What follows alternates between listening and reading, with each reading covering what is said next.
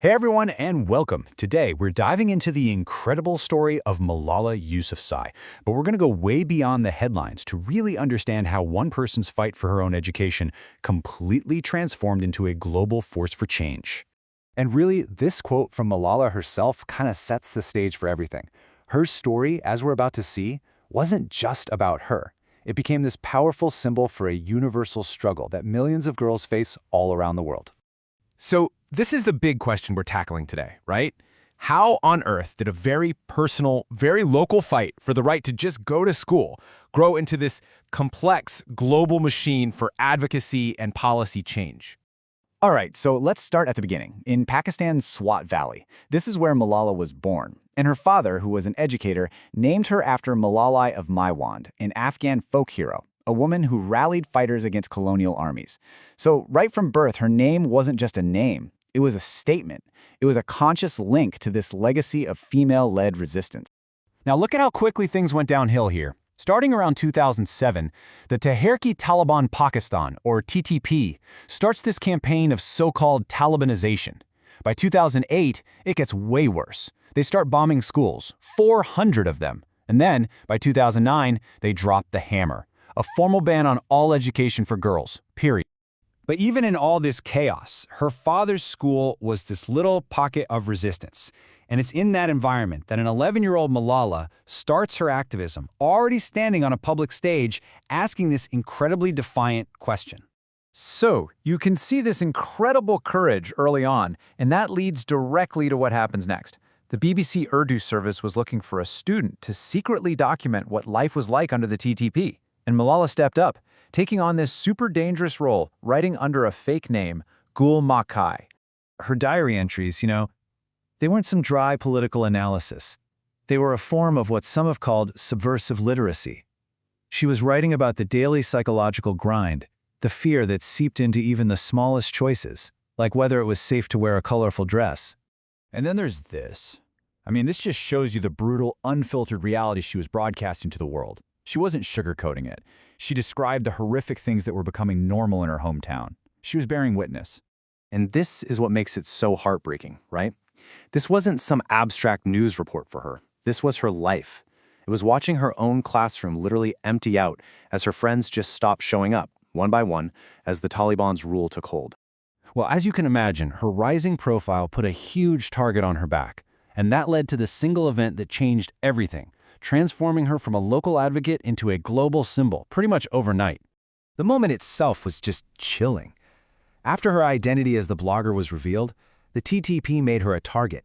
A gunman gets on her bus, asks for her by name, and fires. A single bullet went into her temple and ended up lodged in her shoulder. The whole point of the attack was to silence her, but it did the exact opposite. Get this, 2 million. That's how many people in Pakistan signed a petition demanding the right to education. It was this massive, immediate tidal wave of solidarity. And this slide really shows what some have called a geopolitical rupture. On one side, you have the TTP doubling down, saying it was their religious duty to try again. But on the other, you have 50 of Pakistan's top clerics issuing a fatwa, a religious ruling against the attackers. This was huge. It completely delegitimized the TTP's argument on a global stage.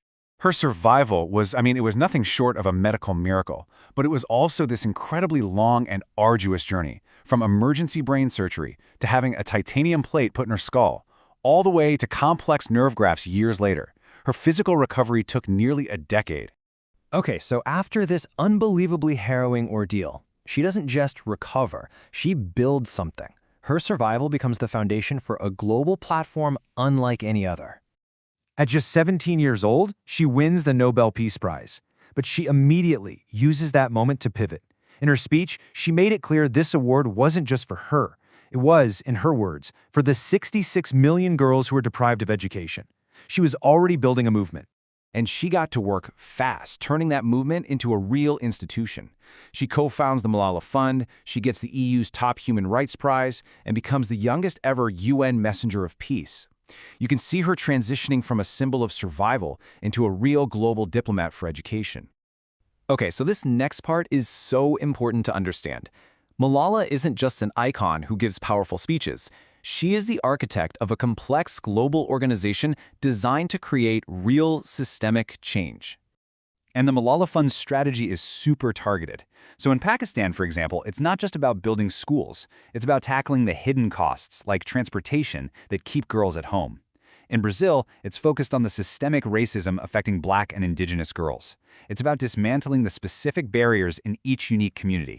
And she gets that changing laws isn't enough, right? You have to change the culture too. So she makes this major move into culture, launching her own production company to create content that puts marginalized voices front and center. She even co-produced the Tony Award-winning musical Suffs on Broadway with Hillary Clinton, connecting these historical fights for equality with the battles being fought today. Now, it's also really important to know that her global status has brought a lot of criticism. Back in Pakistan, she's been called an agent of the West, and her book was actually banned by some private schools. And internationally, she's also faced scrutiny for what some people saw as overly careful or delayed responses to major conflicts, though her argument has always been that sustainable change needs careful legal action, not just reacting to the 24-hour news cycle. And that brings us right up to today, to what might be her most ambitious fight yet. She's now focused on getting an entirely new international crime officially recognized in law. So what are we talking about here? The term is gender apartheid, and it's really important to get this distinction. This isn't just about discrimination. This is a system of government, like what we've seen in Afghanistan since 2021, that legally and systematically erases women and girls completely from public life. So how do you fight something that big? Well, her fund has this brilliant step-by-step strategy. First, team up with the South African legal experts who actually helped dismantle racial apartheid. Second, push to get gender apartheid included in a new UN treaty on crimes against humanity. And third, use that new legal power to actually hold regimes like the Taliban accountable. So when you step back and look at it, her journey is just staggering. From a secret diary to the halls of the United Nations, where she's trying to literally rewrite international law. It's a remarkable transformation, and it leaves us with one final thought. In this crazy, hyper-connected world we live in, what's the next frontier for one person's power to drive real global change?